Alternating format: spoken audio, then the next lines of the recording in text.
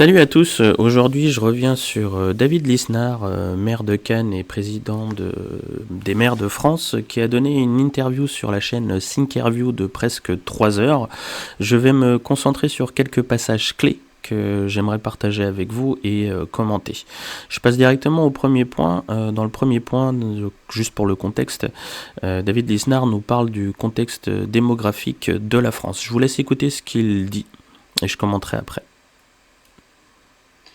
Deuxième constat, pour ne pas faire trop de digression, et sur votre question, le constat démographique, c'est que nous étions un des pays occidentaux qui résistait le mieux en termes de natalité, et qu'aujourd'hui, notre natalité s'effondre. Donc nous avons un effet de ciseau démographique qui est catastrophique. Pourquoi il s'effondre ? Alors, s'effondre... il faut avoir l'humilité de savoir qu'on n'a jamais... On n'est jamais sûr de la capacité d'avoir une politique publique qui soit vraiment porteuse de démographie. Alors je le coupe tout de suite. Oui, c'est sûr que ce qu'il dit là, il est parfaitement vrai. Néanmoins, il y a une échelle de valeur en fait à devoir respecter. Et si on veut avoir une politique de natalité cohérente en France, et ben la première étape déjà, c'est de valoriser le fait que une femme qui met en pause sa carrière pour s'occuper de ses enfants devrait avoir plus d'aide que quelqu'un qui est au RSA, ce qui actuellement n'est tout simplement pas le cas en France. Oui, être inactif en France est plus valorisé d'un point de vue de l'État que de s'occuper de ses enfants. Donc je vais passer directement au deuxième point que je voulais relever avec vous. Dans ce deuxième point, David Lisnard nous aborde en fait le système de retraite, son dysfonctionnement actuel et pourquoi il a marché avant. Je vous laisse écouter. Aussi, parce que on a fondé notre système social sur une pyramide qui devient maintenant une pyramide de Ponzi, c'est-à-dire une pyramide inversée. On a fondé notre système social, notamment notre système de retraite, sur une croissance démographique. La retraite dite par répartition, qui fait que l'actif actuel paye pour le retraité actuel et que le futur actif paiera pour l'actif actuel. Donc c'est une solidarité intergénérationnelle, est un système qui peut fonctionner quand il y a des gains de productivité et quand il y a des gains démographiques. Or, c'est tout le contraire aujourd'hui, puisqu'il a été conçu dans les années 40, il est rentré en fonctionnement de façon pleine et entière dans les années 50, 60, 70, et il y a encore 50 ans, il y avait presque 5 actifs, c'est-à-dire cotisants, par retraité bénéficiaire. Nous allons vers 1,5 actifs par bénéficiaire. Donc, alors, ce que dit David Lisnard sur le système de retraite est parfaitement juste. Par contre, faut pas oublier que en fait le système de répartition a été mis en place par Pétain suite à l'armistice, où quelque part il a vidé les caisses des fonds de retraite par capitalisation qu'il y avait à l'époque. Et du coup, c'est comme ça qu'on a basculé sur un système par répartition. Mais ce qui m'importe dans ce point, c'est que c'est pas parce que le système fonctionne dans un environnement propice que le système est juste et qu'il est viable. Le système de répartition a marché en fait. Pourquoi ? Parce qu'on était en forte croissance démographique et économique. Maintenant qu'on ne l'est plus, c'est là qu'on voit les failles de ce système-là. Alors que le système de retraite par capitalisation, lui, dans les deux configurations, il fonctionne en fait. Donc oui, il est plus que temps de basculer sur un système de retraite par capitalisation. Je passe directement au troisième point que je voulais vous montrer. Où dans cette partie-là, il aborde les dépenses publiques. Donc je vous laisse écouter ce qu'il dit à ce point-là. Puisqu'on a le temps ici. Ce qu'il faut comprendre, c'est que le problème, c'est pas la dépense publique en elle-même, c'est l'excès de dépenses publiques par rapport à la richesse. Et qu'aujourd'hui, cet excès de dépenses, lui, est arrivé à un seuil où il nuit à la création de richesse.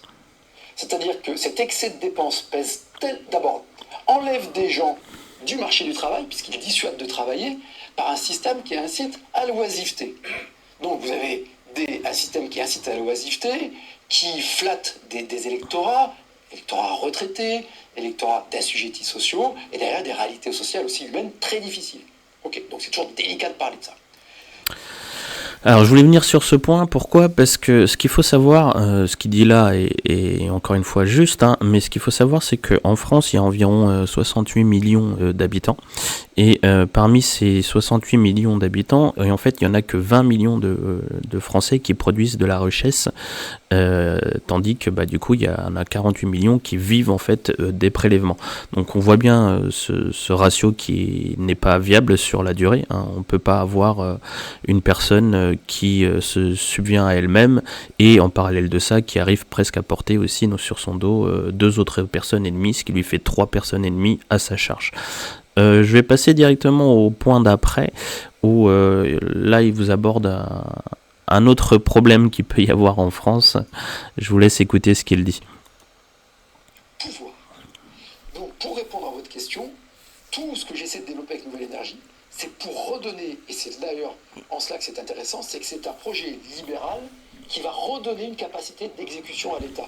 Mais un État qui ne va pas s'occuper de nous dire combien de fois il faut laver sa chemise et son caleçon. Vous avez vu ça quand même.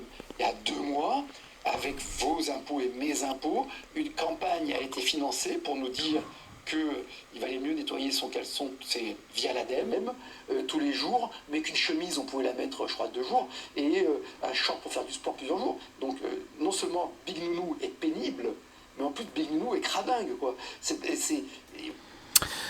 Alors, je me pose sur ce qu'il dit là. Tout à fait, en fait, cette campagne-là a eu lieu il y a quelques mois de cela, mais ce qu'il faut surtout savoir, c'est qu'en France, en fait, on a des milliers d'agences de ce type, agences gouvernementales, qui ne servent à rien, en fait, à part ponctionner de l'argent public et à caser les copains ou à évincer certaines personnes des cercles de pouvoir. Et en plus de ça, ces agences-là pondent des normes, des règles, des restrictions sur tous les Français. Donc non seulement ils servent à rien, ils sont payés par l'argent du contribuable et ils sont là pour leur taper dessus. Donc c'est sûr que si on pouvait épurer déjà une bonne partie de ces agences qui servent à rien, ça nous ferait tous des grandes économies. Je passe directement au dernier point que je voulais aborder avec vous, où David Lisnard aborde un point qui me paraît important et que j'aimerais développer. Je vous laisse écouter. Et cela passe aussi par une évolution du régime qui doit revenir d'ailleurs à son esprit plus originel, et on ne peut plus faire concentrer autant de pouvoir sur une seule personne. La performance, l'efficacité, c'est aussi le foisonnement. En économie, on sait très bien, Hayek... Alors je le coupe tout de suite. Ce qu'il veut aborder en fait sur ce point-là, c'est quoi? C'est le concept de subsidiarité. En gros, c'est l'idée que un problème doit être résolu par les personnes les plus proches de ce problème. Et que, pour donner un peu un exemple absurde sur la chose, mais admettons que vous deviez changer de paire de chaussures parce qu'elles sont abîmées, eh bien la personne la plus apte à savoir quel est le moment de changer sa paire de chaussures n'est nul autre que vous-même en fait. Pourquoi? Parce que plus on éloigne la personne qui prend la décision du dit problème, plus le problème sera résolu soit de mauvaise manière, soit au mauvais moment. Vous êtes sûr que si c'est l'État qui doit choisir quand est-ce que vous devez changer de pompe, soit il vous les changera alors qu'elles sont neuves, soit il les changera quand vous aurez plus du tout de chaussures. Donc que ça soit la personne la plus proche du problème qui résout le problème permet d'avoir une bonne vue réelle sur ce dit problème en soi. Donc voilà les points que je voulais aborder sur cette interview. Je pense avoir fait à peu près le tour des choses importantes qui me semblaient avoir. Donc voilà pour l'interview de David Lisnard, que je trouve qu'il y a quand même des bonnes idées à partager et des bons points de vue là-dessus. Donc si vous avez aimé, pensez à liker, à partager et surtout vous abonner pour ne rien manquer des prochaines vidéos. N'hésitez pas à me dire en commentaire ce que vous en avez pensé, ça m'intéresse vraiment. À bientôt.